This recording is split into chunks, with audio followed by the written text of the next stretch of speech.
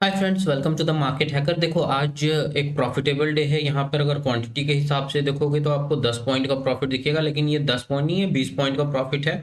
यहाँ पे मेरा दो ट्रेड एग्जीक्यूट हुआ है। ऑर्डर बुक में देखो, 9:24 पे मेरी पहली एंट्री है, 9:31 पे एग्जिट है और 9:32 पे मेरी दूसरी एंट्री है। पहली entry no profit no loss में मैंने क्लोज किया है। 83 रुपये 70 पैसे पे एंट्री है, 75 पैसे पे एग्जिट है। दूसरा जो ट्रेड मैंने लिया है, 94 रुपये पे एंट्री है, 114 पे एग्जिट है, मतलब 20 पॉइंट का करीब करीब मैंने प्रॉफिट बुक किया है। चलो अब लॉजिक देखते हैं इसकी क्या है। लॉजिक देखो, पहला कैंडल जो 9:15 पे पहले मिनट का कैंडल बनता है, मार्केट बहुत ही जबरदस्त गैप अप खुलता है। गैप अप खुल के मार्केट नीचे आता है और कल के क्लोजिंग से रिजेक्शन लेके फिर ऊपर चला जाता है। तो ये एक अच्छा खासा बाइंग सिग्नल तो था, लेकिन नीचे आना और नीचे आके ऊपर जाना, इतना बड़ा जो ये गैप जो आप वीक्स देख रहे हो, इतना बड़ा एसएल मैं नहीं ले सकता था, ना ही इंडेक्स में, ना ही ऑप्शन के प्राइस में। तो मैंने इंतजार किया। इंतजार करने के बाद ये सारे कैंडल्स बीते और जब ये दोबारा ईएमए के नीचे रिजेक्शन प्राइस लेता है और एक हैमर की तरह कैंडल बना रहा है 9:23 पे। 9:23 पे जैसे ही इंडेक्स और ऑप्शन दोनों में हैमर बनता है, उसके बाद प्राइस रिजेक्शन के बाद मेरी एंट्री पोजीशन बनती है।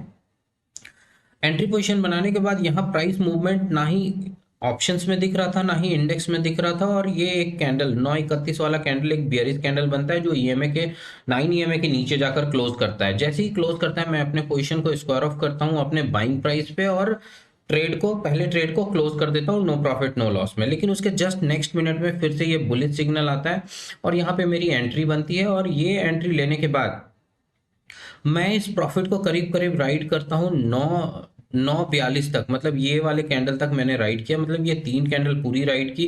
फिर ये होल्ड करा कि यहाँ बैक टू बैक कुछ ग्रीन कैंडल्स मिल जाए, लेकिन यहाँ पे अच्छे कैंडल्स नहीं मिल रहे थे। तो मुझे ये समझ में आता प्राइस को ऊपर जाने में दिक्कत तो होगी, और मैंने अपना डे क्लोज किया दूसरे ट्रेड को यहीं पे क्लोज करके। और अगर आप इंडेक्स के प्राइस को देखोगे, डे का चार्ट देख लो, क्या छोटा सा कैंडल बना है। इस कैंडल में ऐसे कैंडल्स बहुत कम मिलेंगे, ऐसी बॉडी वाले और इतने छोटे कैंडल्स पूरे चार्ट में आप ढूंढोगे तो परसेंटेज जो होगा हार्डली 3-4% ऐसे कैंडल मिलते हैं। लेकिन इस दिन में आपको पैसा बचाना होता है, पैसे कमाने से ज़्यादा। कल का भी कैंडल कुछ वैसा ही था। आप छोटे टाइम फ्रेम में चले जाओ तो आपको ज़्यादा बेटर दिखेगा।